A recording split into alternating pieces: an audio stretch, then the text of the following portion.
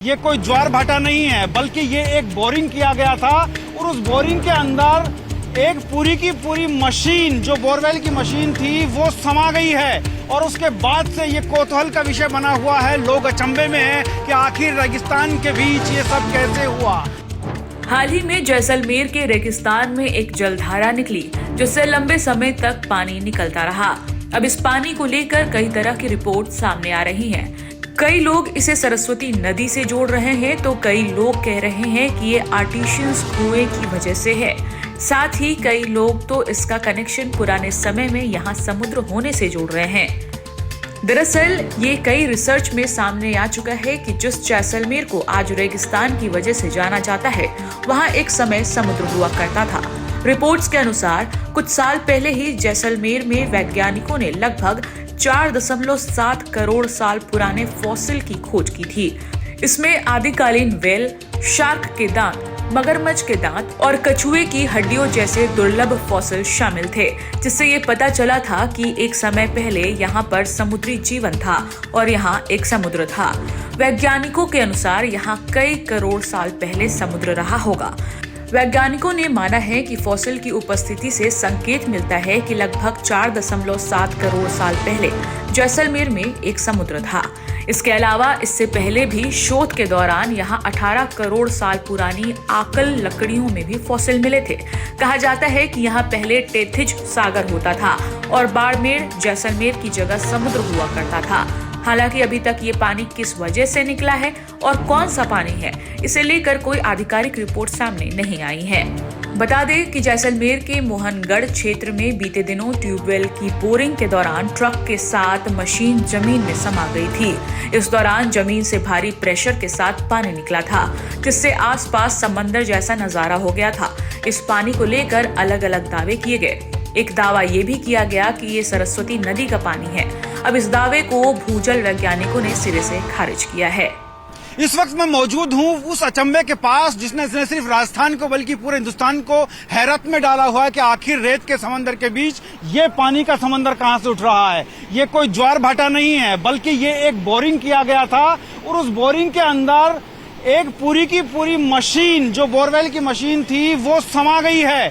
और उसके बाद से ये कौतूहल का विषय बना हुआ है। लोग अचंभे में हैं कि आखिर रेगिस्तान के बीच ये सब कैसे हुआ।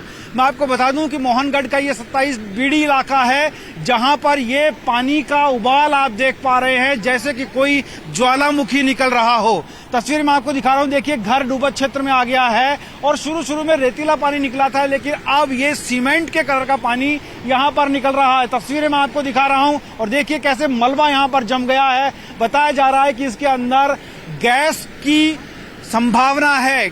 यहाँ आसपास जो बदबू आ रही है उसको सूंघ करके अंदाजा लगाया जा सकता है कि इस पानी के साथ साथ गैस भी है, जिसके प्रभाव से ये पानी बाहर आ रहा है और रेत का ये समंदर पानी के समंदर में तब्दील होता जा रहा है। मैं आपको बता दूं कि ये जैसलमेर में खुदाई के दौरान धरती से निकली पानी की वो धार है, जिसको लेकर प्रशासन ने 500 मीटर का इलाका खाली करवा दिया है। ट्यूबवेल की खुदाई के दौरान रेगिस्तान से पानी की ये धार निकली थी और ये धार ऐसी फूटी कि फिर इसको रोकना मुश्किल हो गया। ट्यूबवेल की खुदाई के लिए जो बोरिंग मशीन लाई गई थी, वो ट्रक सहित इस धरती के अंदर समा चुकी है।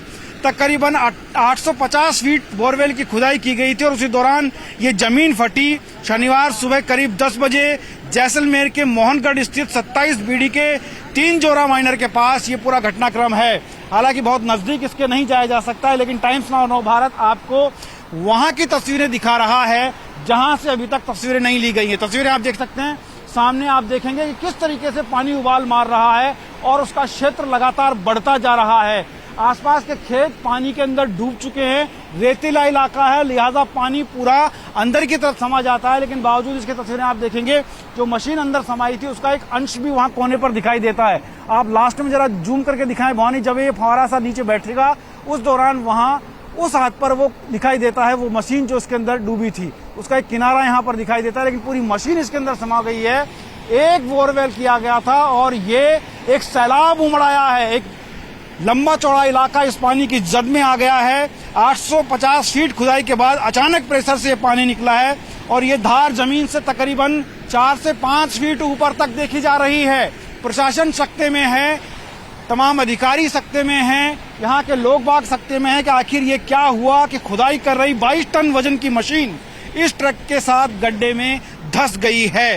तस्वीरें आपको दिखा रहे हैं, बोरवेल से गैस भी निकल रही है। ओएनजीसी के अधिकारियों को मौके के निरीक्षण के लिए बुलाया गया है। तमाम अधिकारी यहाँ पर है। बाड़मेर स्थित केयर्न जो एनर्जी है वेदांता की, वहाँ की टीम से भी संपर्क किया गया और 2 सदस्य यहाँ पर पहुँच गए हैं। पानी को रोकने का कोई प्रयास यहाँ पर नजर नहीं आएगा क्योंकि इस पानी को रोक पाना संभव नहीं है।